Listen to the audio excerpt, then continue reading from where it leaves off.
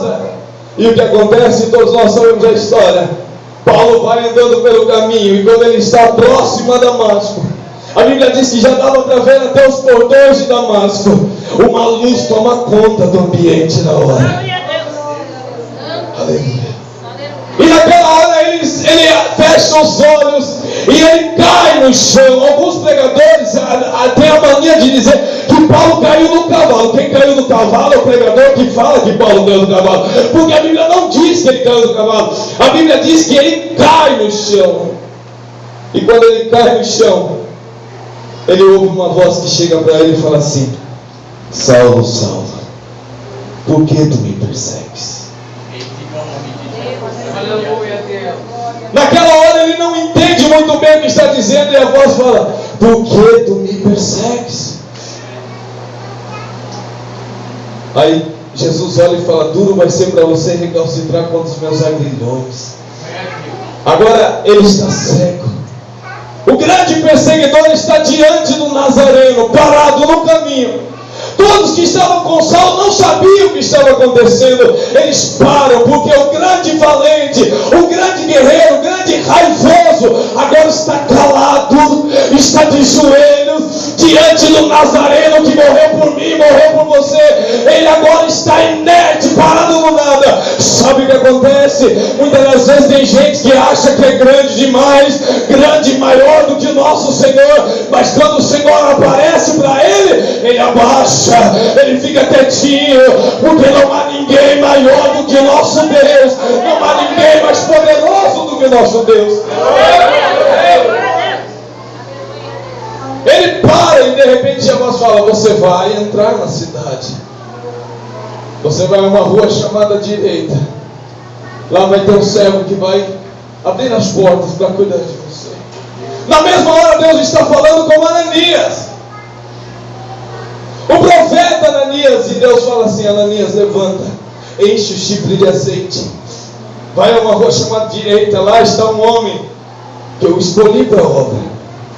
Ananias tinha prazer em fazer a obra do Senhor.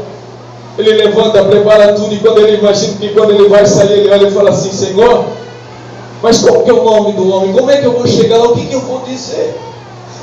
Aí Deus olha e fala assim: o nome dele é Saulo. Ananias vai falar: Senhor, não entendi, como é que é o nome dele? O nome dele é Saulo. Aí Ananias começa a abrir um mando diante de Deus e começa a dizer como se Deus não soubesse. Ele começa a dizer: Saulo matou crente, Saulo acabou com alguns irmãos meus, ele estava vindo para cá para tentar me procurar, para me matar, ele não está servindo ao Senhor. E daí Deus olha e fala: Ananias, Ananias, você não sabe dos meus mistérios, porque aquele que você acha que não presta para mim é um vaso escolhido. Aleluia. Sabe o que acontece? Quando alguém olha para mim, olha para você e diz: esse daí não vale mais nada, esse daí não presta mais, vai falar com Deus e você vai ver a resposta que Ele vai te dar. Vai falar com o Senhor, você vai ver o que Deus vai te dizer. Senhor, ele não serve, ele não canta bem, ela não prega bem, ele não se veste bem, ele não anda bem. Ei, quem me escolheu para esta obra foi o Senhor. Quem te escolheu para esta obra foi o Senhor. Deixa falar, deixa tirar pedra, deixa criticar. Quando ele falar com o Senhor vai olhar e vai dizer para ele: esse para mim é um vaso escolhido, e acabou. Acabou, não tem o que discutir. Pega o chifre de azeite e vai lá para ungir ele. Aqueles que atacaram pedra em você vai bater na sua porta amanhã para levar unção sobre a tua vida.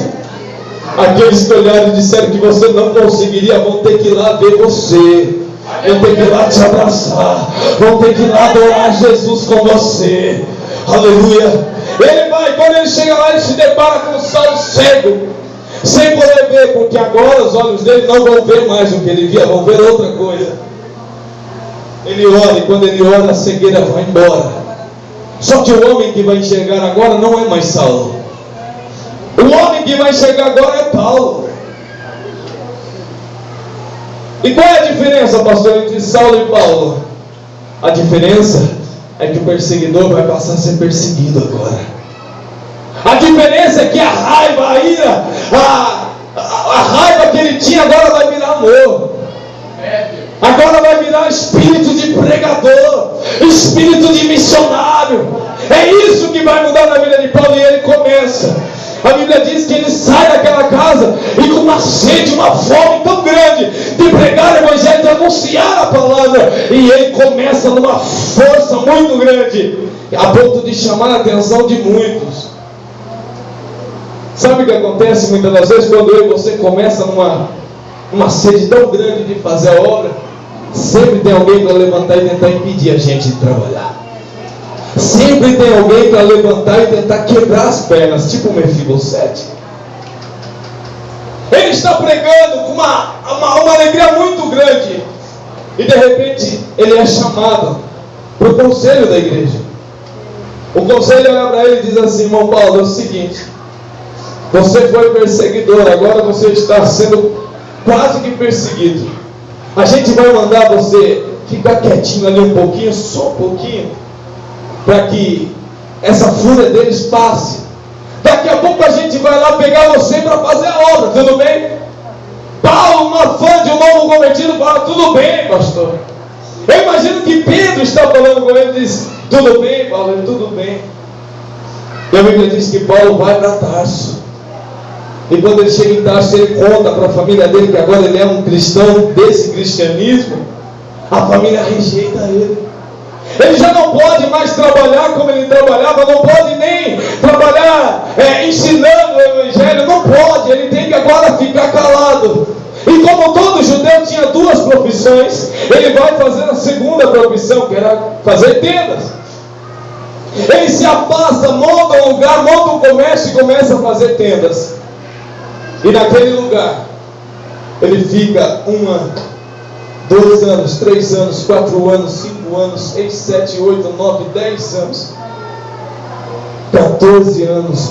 Paulo fica ali, fazendo tendas, trabalhando, o evangelho borbulhando dentro dele, a vontade de pregar e de cantar borbulhando dentro dele. Aí tem crente que fica um dia sem cantar na igreja e já fica beiçudo. É bem assim. Aí fica uma semana sem pregar, já fica bochechudo, já não quer mais. Não, eu não dou mais porque não sei o que, você não gosta de mim. Ei, 14 anos Paulo ficou quietinho. E o evangelho crescendo dentro dele, crescendo. Ele fazia tendas a ponto de nem olhar para quem entrava mais dentro lá comprar. Até que um dia se levanta um homem chamado Barnabé, presbítero da igreja. Agora ele vai virar pastor da igreja de Antioquia, e ele vai buscar Paulo, porque Deus revelou para Barnabé que ele tinha que buscar Paulo. E ele chega lá e bate na tenda, e Paulo fala: pode entrar. E ele entra, se apresenta diante de Paulo. Paulo nem olha para ele, porque ele estava tão decepcionado, esperando tanto tempo a promessa se cumprir. Quanto tempo você está esperando a promessa se cumprir na sua vida? Há quanto tempo você está esperando Deus fazer aquilo que falou que vai fazer na tua vida? Ah, pastor, já faz 1 ano, então faz pouco tempo, ainda não é 14. Ah, pastor, faz 2 anos, ainda não é muito tempo, ainda é pouco. 14 anos, e de repente Barnabé olha e fala: irmão Paulo, eu vim te buscar para você fazer a obra. A história, o historiador diz que ele não faz nada, ele não se manifesta, ele não dá risada, ele não sauda com o shalom, ele não faz nada. Diz a história que ele começa a quebrar tudo, ele começa a desmontar a tenda dele, faz uma mala, e ele sai para fora da tenda sem falar com Barnabé, e ele monta em cima de um dromedário, um camelo, e lá de fora, e Barnabé está lá dentro esperando ele falar alguma coisa. Lá de fora ele grita: ô irmão, vamos embora. Ele diz assim: o que? Mas onde você está? Eu estou aqui fora, já estou montado em cima do animal, já faz 14 anos que eu estou esperando para fazer a obra. Levanta, vamos embora porque tem